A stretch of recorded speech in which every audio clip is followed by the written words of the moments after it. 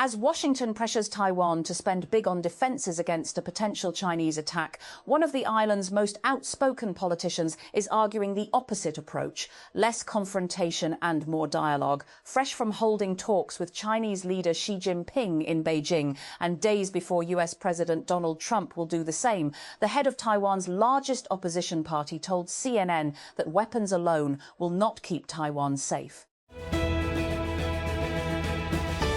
And the cruise ship at the centre of the hantavirus outbreak has arrived at the Spanish island of Tenerife, where its 147 passengers are expected to disembark in a carefully managed repatriation operation involving multiple nations.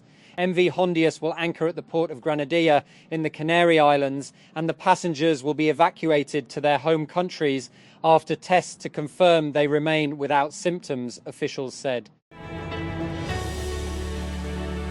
And Russian President Vladimir Putin has suggested that his country's war on Ukraine may be coming to an end, and expressed a willingness to meet his Ukrainian counterpart, Volodymyr Zelensky, in a third country if a peace deal is finalized.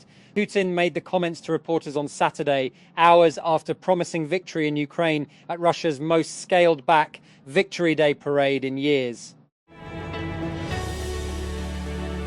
Brain imaging studies are revealing a disturbing reality. Pakistani children raised in unstable or violent homes may develop brain patterns similar to soldiers returning from combat. What makes the findings more alarming is that none of the affected children had been diagnosed with a mental disorder.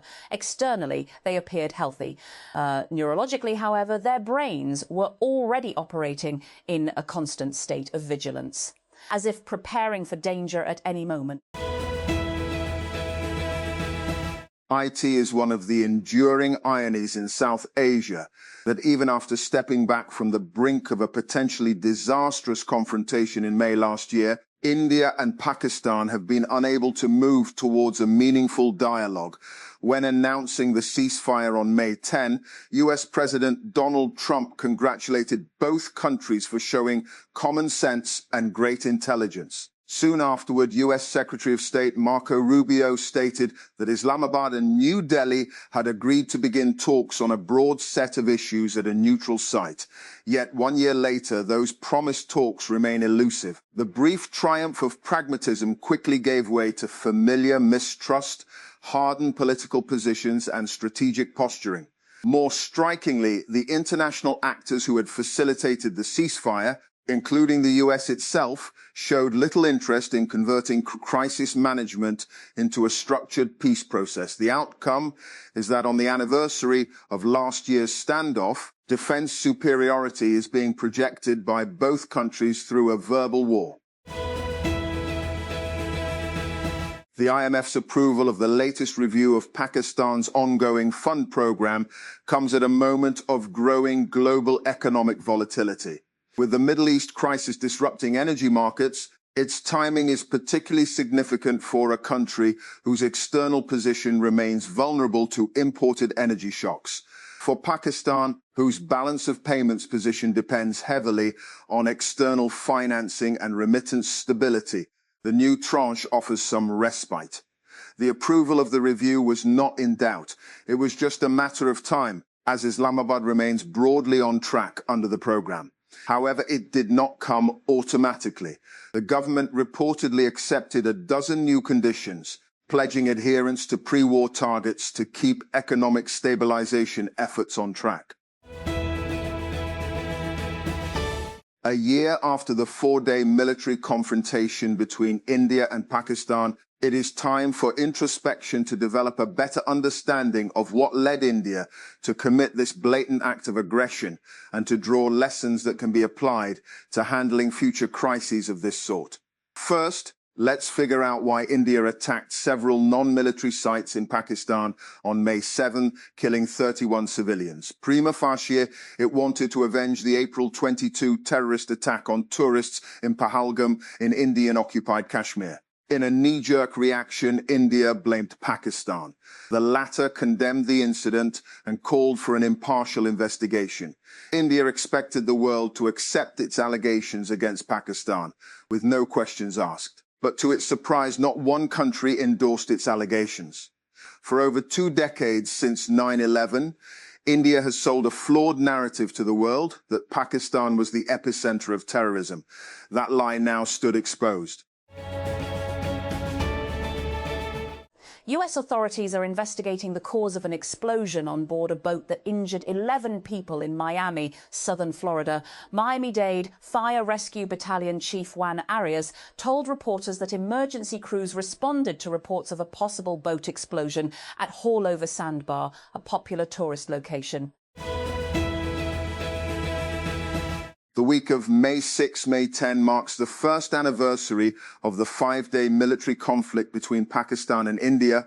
The conflict was sparked by the April 22 Pahalgam attack on tourists in India-occupied Kashmir, which New Delhi, without evidence, linked to Pakistan.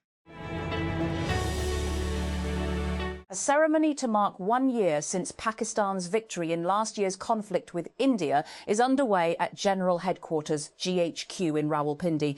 The conflict with India, starting from the April 20 Sukhon Pahalgam attack to the end of Operation Bunyanam Mahsus, with a ceasefire between the two countries on May 10, has been called Marka-i-Haq, Battle of Truth, by the state. And as the war in Iran enters its 3rd month, it's providing a window for China into how US military capabilities work under fire, and a useful reminder that on any battlefield, the adversary always has a big say in the outcome. CNN spoke with the range of experts in China, Taiwan and elsewhere about how the last 2 months of fighting in and around the Persian Gulf can inform what might happen in any possible conflict that would pit Beijing against Washington. Rules abscondence alone cannot be treated as proof of guilt. Acquits murder convict after 20 years, Islamabad. The Supreme Court acquitted a murder convict who had been sentenced to life imprisonment, while citing the well-recognized principle that it is better to err in acquittal than in conviction. And questions seriousness of American diplomacy amid naval flare-ups. CIA report claims Tehran can withstand blockade for months. Bahrain arrests over 40 pro-IRGC individuals. UK deploys warship to Mideast with eye on potential Hormuz mission. Israel continues strikes in Lebanon and targets highway south of Beirut, Tehran, Washington, Beirut. Iran questioned the seriousness of American diplomacy on Saturday in the wake of renewed naval clashes in the Gulf, and while keeping Washington waiting for a response to its latest negotiating position. Pakistan-India ties still trapped by Delhi's intransigence, US failure to create political process after ceasefire. Islamabad's institutional coherence shattered New Delhi's illusions it was dealing with weak neighbour. Water war takes centre stage as Indus Treaty remains unilaterally held in abeyance. The fighting lasted barely 90 hours, but the political consequences have proved far more durable. Almost a month after the first passenger died of the hantavirus on board the MV Hondius cruise ship, it is finally approaching Tenerife in the Canary Islands. Intensive preparations have been underway to receive the ship in the port of Granadilla and help more than 100 people onto shore to be repatriated. And it's an age-old question, are you a cat person or a dog person? In East Asia, it seems more and more people these days are team cat. And India's internet users already rely heavily on voice notes, voice search and multilingual messaging. Turning those habits into a scalable AI business, however, remains difficult because of the country's linguistic complexity and mixed language usage and uneven monetization patterns. Whisperflow is betting the opportunity is worth the challenge. The Bay Area headquartered startup, which builds AI-powered voice input software and says India is now its fastest growing market, even though voice-based AI products remain early and fragmented in the South Asian nation. That growth has pushed Whisperflow to expand more aggressively for Indian users and, beginning with Hinglish, a hybrid mix of Hindi and English commonly spoken by locals. The startup is also planning broader multilingual voice support, a local hiring push, and eventually lower pricing as it looks to expand beyond white-collar users and into Indian households. Russian President Vladimir Putin has said he thinks Russia's conflict with Ukraine is coming to an end, addressing reporters after a scaled-back military parade in Moscow, marking the Soviet victory in World War II. I think that the matter is coming to an end, he said, referring to the special military operation in Ukraine, while condemning Western support for the Kyiv government.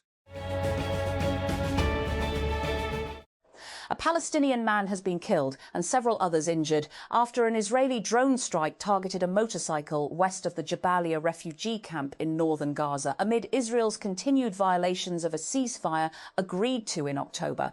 A medical source confirmed the death on Saturday of Ayad al-Motawak to the Anadolu news agency, as well as the injuries of an unspecified number of people. Brazilian Supreme Court Justice Alexandra de Moraes has barred the implementation of a law that could dramatically reduce the prison sentence of former President Jair Bolsonaro for involvement in a coup plot after his loss in the 2022 election. De Moraes ordered the law's suspension on Saturday until the Supreme Court can convene a full hearing to consider appeals challenging its constitutionality. Artificial intelligence is changing the world and simultaneously inventing a whole new language to describe how it's doing it. Spend 5 minutes reading about AI and you'll run into LLMs, RAG, RLHF, and a dozen other terms that can make even very smart people in the tech world feel insecure. This glossary is our attempt to fix that.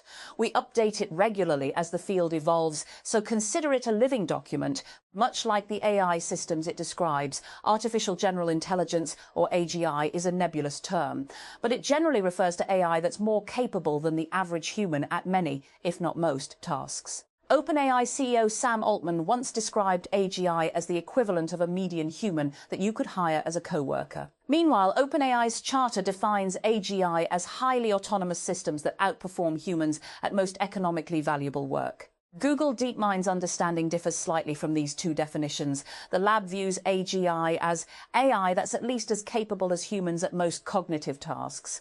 Confused? Not to worry, so are experts at the forefront of AI research. The World Health Organization says the hantavirus poses a low risk to public health. Arrangements are underway to repatriate passengers from a cruise ship after 3 people on board died. And a car bombing at a police post, followed by an intense firefight, has killed at least 3 officers in northwestern Pakistan, according to police and security sources. The attack took place in Banu, a district in Khyber Pakhtunkhwa province bordering Afghanistan, late on Saturday. A Palestinian family in Jenin says Israeli settlers forced them to exhume and rebury their father hours after his funeral. The settlers claimed the cemetery land belonged to the nearby Sarnur settlement. The UN Rights Office condemned the incident as part of a wider pattern of dehumanization of Palestinians. And Parker, a well-funded startup offering corporate credit cards and banking services for e-commerce businesses, has filed for bankruptcy and is widely reported to have shut down. The startup was part of Y Combinator's Winter 2019 cohort, and its Series A was led by Valar Ventures. Australia's One Nation Party has won its first ever lower house seat in what is being seen as an important test for the right-wing populist party. With most ballots counted, One Nation candidate David Farley has won an unassailable 60% of the primary vote in Farrer, a vast regional constituency in New South Wales. Independent candidate Michelle Milthorpe is far behind. 39 people have been killed in another day of intense Israeli strikes in Lebanon, the country's health ministry said. One Israeli strike on the southern town of Saksakieh killed at least 7 people, including a child, the ministry said. Palestinian family in the occupied West Bank has been forced by Israeli settlers, reportedly under military protection, to dig up their father's grave and rebury him, which the United Nations is condemning as appalling and dehumanizing. 80-year-old Hussein Assassa died of natural causes on Friday and was buried shortly after in a cemetery in Assassa village near Jenin. Venezuela's acting president, Delcy Rodriguez, is heading to The Hague for a land dispute case with Guyana at the International Court of Justice, ICJ. The trip to the Netherlands, announced on Saturday, will be the first time she's left home since the abduction of President Nicolas Maduro by US forces in January. Iran has indicated it will take part in this summer's Football World Cup, but has demanded a series of guarantees from FIFA and the tournament's hosts amid growing tensions surrounding the team's participation. The Iranian Football Federation, FIRI, said Iran would compete at the tournament without any retreat from our beliefs, culture and convictions, while insisting the hosts must take our concerns into account.